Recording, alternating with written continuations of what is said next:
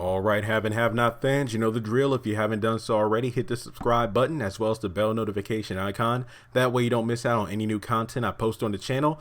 We're almost at 50,000 subscribers. I know, we're still about 8,000 away, but at the same time, we're closer than we were a couple weeks ago. So let's hit 50,000 subscribers pretty soon so I can get this gift card giveaway going. Now, a special shout out to Renee Lawless and Mr. Giovanni, as well as John Snyder. If you happen to be watching this video, you all know I love your characters because I tweet you all the time and tag you on my Instagram. If you want to follow me on Instagram and Twitter, be sure to check out the links in the description below. I have all my social media, Twitter, Have and Have Not Instagram, Have and Have Not Facebook page, Facebook group. You know, subscribe, follow, and like the page and join the group. But in any case, my video, what was the video called? How Katheryn got her groove back. I actually wanted to do a part 2 to that. And I said, man, we probably won't see Broderick for like 2 or 3 episodes. But even though he wasn't in the road to hell, I just wanted to make this video. I probably won't call it How Katheryn Got Her Groove Back part 2, but I might title it something along the lines of, is Jim making Broderick's job a lot easier or something like that? I mean, when you really think about it, it's about taking Katheryn Cryer away from her, well, for lack of a better phrase, asshole husband. And, you know, I remember way back at the beginning of the season, way back in January, like in episode 2 of the season, I think, what was it, A Mother's Love? Was that the episode title? And Broderick was telling Rocky about his plan and like, you know, man, you see how much of an asshole he is? There's no way she could be happy with him. It's like, you know, she would never be out, you know, about town with you on her arm and it's stuff like that. But Broderick is trying to take her for everything she has, and I'm pretty sure that the rift between Jim and Katheryn has always been there, even since season 1.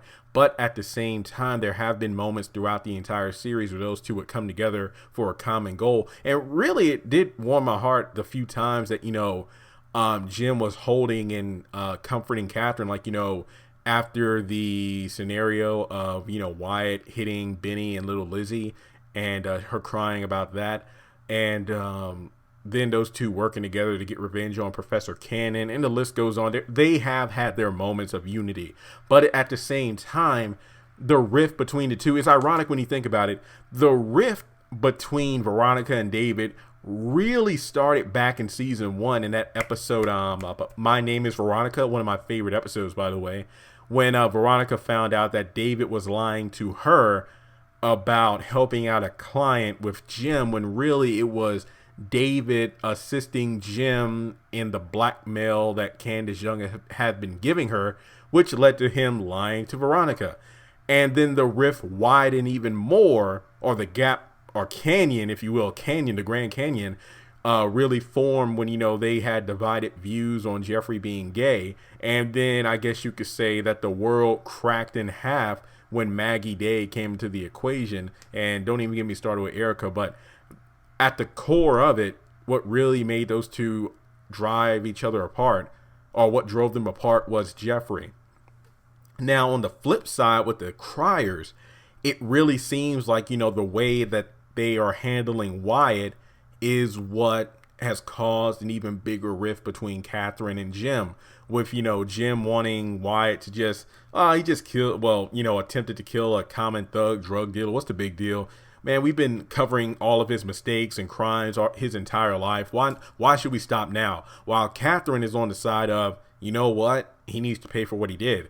And, you know, that caused an even bigger rift. And not only that, Jim goes so far to say that, you know, Benny Young, whatever, you know, I'll let him fry it. I mean, he didn't say these exact words, but pretty much he was going to allow him to hang him out to dry in jail if it meant that Wyatt got off the charges. So, yeah, I mean, just the fact that him being, as Katheryn would say, son of a bitch. I just love the way she says that. You son of a bitch. I know I shouldn't curse, but I'm just quoting the character. So if my mom's watching this, I'm only quoting. So, you son of a bitch. Oh, man. What was it, that one episode where she's driving to the campaign office in season 3 when they're about to announce they're running for governor? And he's like, phone, call the bastard.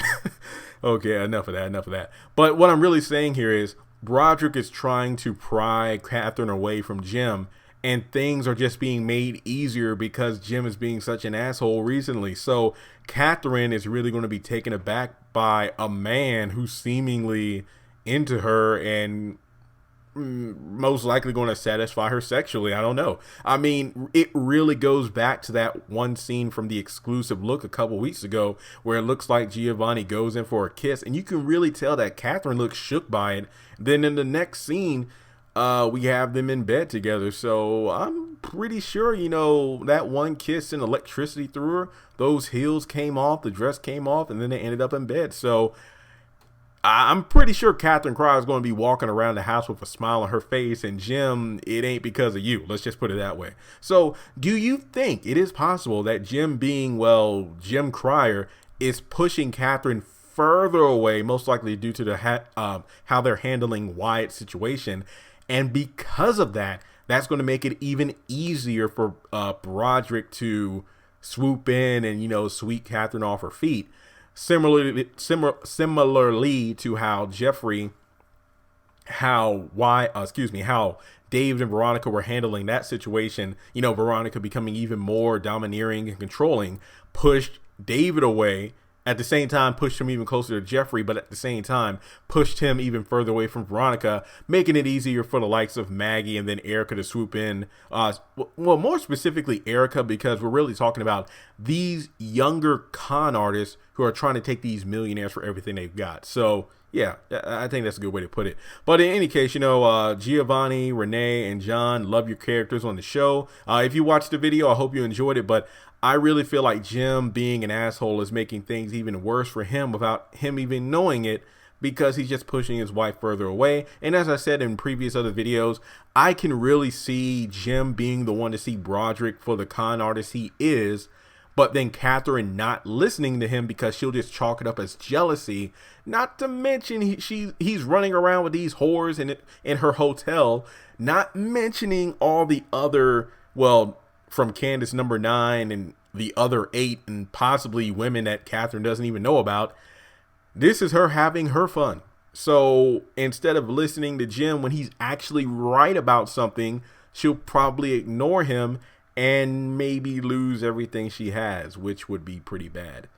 So with that being said, let me know your thoughts on this theory in your own special way in the comment section below. Hit that subscribe button because, as I said before, 100,000 is my long-term goal. I would love to hit that number. But let me know if there are any other specific have and have not topic related content you want me to post on the channel, because I'm all ears and I really want to get some more videos up soon. So thanks so much for tuning in. I hope you all have a wonderful weekend.